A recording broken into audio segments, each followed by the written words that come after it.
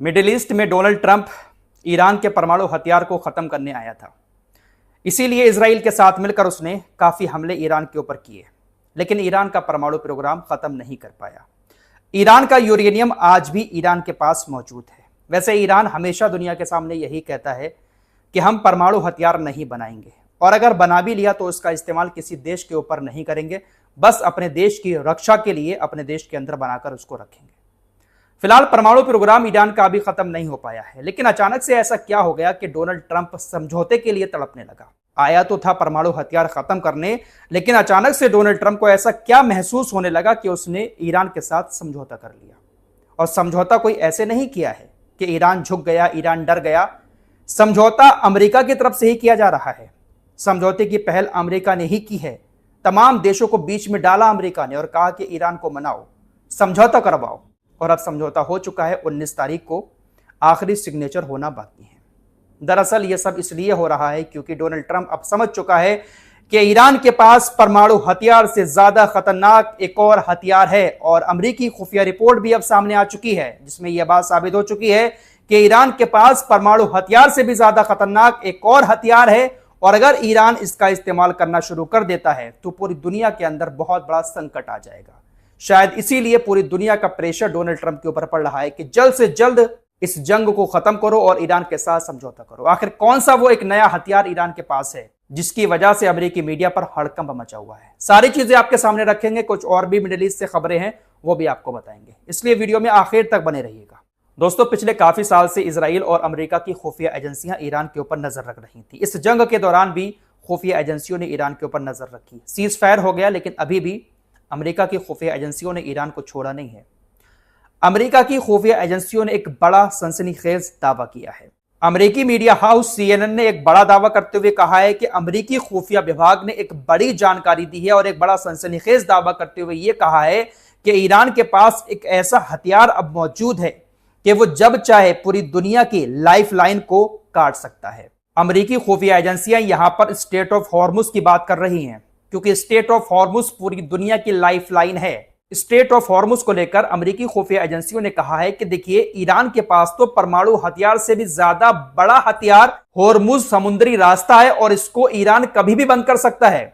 Iran जब चाहे पूरी दुनिया की लाइफलाइन बंद कर सकता है। अमेरिकी खुफिया एजेंसियों के अधिकारियों ने चेतावनी देते हुए कहा कि ईरान के पास अब एक ऐसा हथियार है जो किसी भी परमाणु बम से ज्यादा ताकतवर है। दोस्तों, अमेरिका की खुफिया एजेंसियां और अमेरिका की मीडिया ये बात ऐसे ही नहीं कह रहा है, बल्कि पिछले 2 महीनों में इन सभी ने देख लिया कि ईरान ने जब स्ट्रेट ऑफ हॉर्मुज बंद किया तो किसी भी देश की सेना की इतनी हिम्मत नहीं हुई कि वो ईरान से स्ट्रेट ऑफ हॉर्मुज खुलवा सके।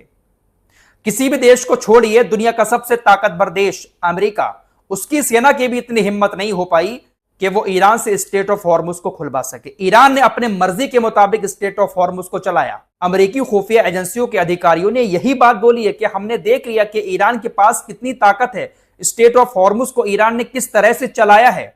वाकई में ऐसा कहा जा सकता है कि अब ईरान के पास परमाणु हथियार से भी ज्यादा ताकतवर हथियार मौजूद है। स्ट्रेट ऑफ हॉर्मुज की वैल्यू क्या है, यहां से आप अंदाजा लगा सकते हैं दोस्तों। इसीलिए अमेरिका ईरान के साथ डील करने पर मजबूर हुआ है, क्योंकि अमेरिका को यह बात अच्छे से मालूम है कि ईरान को यहां से हटाया नहीं जा सकता।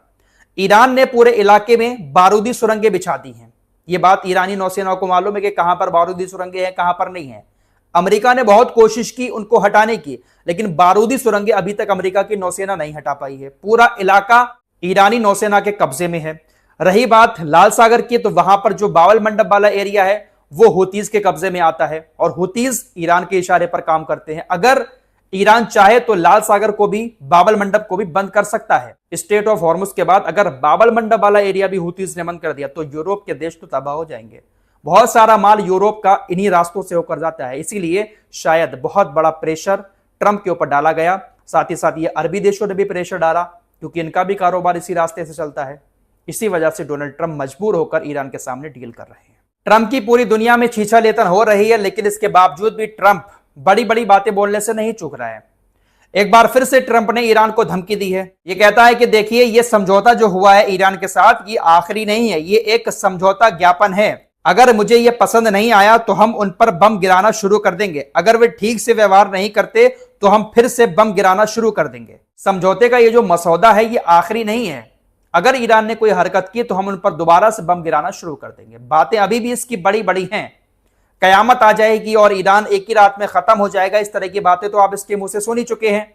लेकिन औकात क्या है हम सभी ने देख ली। दोस्तों, G7 देशों का एक सम्मेलन हुआ था। एक बार फिर से भारत को इनवाइट किया गया। भारत के प्रधानमंत्री नरेंद्र मोदी भी फ्रांस पहुंचे। वहां पर G7 के नेता इकट्ठा हुए थे और भी कुछ नेता थे। सभी ने एक दूसरे के साथ बैठकर बातचीत की। डोनाल्ड ट्रंप ने प्रधानमंत्री नरेंद्र मोदी जी के साथ भी बैठकर बातचीत की। ट्रंप ने मोदी जी के सामने कहा कि देखिए, अगर भारत पर हमला होता है तो अमेरिका भारत की मदद करेगा। भारत के ऊपर हमला कौन कर सकता है? चाइना या पाकिस्तान जैसे देश ही कर सकते हैं। उसी को लेकर कहा कि देखिए, अगर भारत के ऊपर हमला हुआ तो हम उनकी मदद के लिए वहां मौजूद होंगे। मोदी जी के सामने बैठकर इन्होंने और भी बड़ी बड़ी बातें भारत और अमेरिका को लेकर बोली। प्रधानमंत्री नरेंद्र मोदी ने काफी सराहना की डोनाल्ड ट्रंप के उस फैसले की जो उन्होंने ईरान के साथ लिया है। ईरान के साथ शांति समझौता किया, उसकी सराहना करते हुए मोदी जी ने डोनाल्ड ट्रंप की तारीफ की। प्रधानमंत्री मोदी जी और ट्रंप की मुलाकात के बाद जब सोशल मीडिया पर फोटो वायरल हुए, वीडियो वायरल हुई, तो लोगों ने सवाल उठाना शुरू कर दिया कि आखिर प्रधानमंत्री मोदी जी ने ट्रंप से अपने 3 लोगों की मौत पर सवाल क्यों नहीं पूछा। प्रधानमंत्री मोदी जी ने आखिर क्यों ट्रंप से यह नहीं कहा कि आपकी सेना ने हमारे 3 लोगों को मार दिया। सुना होगा ना आपने, पिछले हफ्ते भारत के जहाजों पर हमला हुआ, 3 भारतीय मारे गए। अमेरिका की नौसेना ने स्टेट ऑफ हॉर्मुज में ओमान के सागर में जहाजों पर हमला किया था, 3 भारतीय क्रू मेंबर्स मारे गए थे। इसी बात को लेकर कहा गया कि आखिर मोदी जी ने सामने बैठकर ट्रंप से अपने 3 लोगों की मौत पर सवाल क्यों नहीं किया। फिलहाल इस सम्मेलन में भी डोनाल्ड ट्रंप ने अपनी बड़ी बड़ी वाहवाही करते हुए कहा कि मैंने बहुत सारी जंग अपने कार्यकाल के दौरान रुकवाई हैं। फिलहाल ईरान ने अमेरिका के साथ समझौता कर तो लिया है, लेकिन स्टेट ऑफ हॉर्मुज जो है वो अभी भी ईरान के कब्जे में ही रहेगा। ईरान अपनी मर्जी के मुताबिक ही स्टेट ऑफ हॉर्मुज को चलाएगा। वो बात अलग है कि बहुत सारे जहाज गुजरेंगे, आराम से गुजरेंगे, उन पर हमला नहीं होगा, लेकिन कंट्रोल उस पर पूरा ईरान का ही रहेगा। अब 19 तारीख आने वाली है। कल 19 तारीख को देखना होगा कि सिग्नेचर हो पाते हैं या नहीं हो पाते हैं, क्योंकि ट्रंप भी एक तरफ धमकियां दे रहे हैं कि अगर ईरान जरा सी भी गड़बड़ करता है तो हम उनके ऊपर बमबारी फिर से शुरू कर देंगे। अब जब तक आखिरी समझौते पर सिग्नेचर नहीं हो जाते तब तक यह नहीं कहा जा सकता कि समझौता हो गया है। और समझौता होने के बाद भी इस बात की कोई गारंटी नहीं है कि अमेरिका और इजराइल अपनी बात पर टिके रहेंगे। जरा सी भी गुस्ताखी अमेरिका और इजराइल की तरफ से की गई, तुरंत ईरान स्टेट ऑफ हॉर्मुज को बंद कर देगा। यही एक बड़ा हथियार ईरान के पास मौजूद है। ईरान को परमाणु बम की जरूरत नहीं है। ईरान के पास ये एक ऐसा हथियार है जिससे तकरीबन दुनिया का 20% तेल जाता है, और खासकर यूरोप देश इस स्टेट ऑफ हॉर्मुज पर बहुत ज्यादा डिपेंड है। देखते हैं कि आगे क्या होता है। इस रिपोर्ट में इतना ही। कुछ और खबरों के साथ फिर हाजिर होंगे। अपना ख्याल रखिएगा। अल्लाह हाफिज।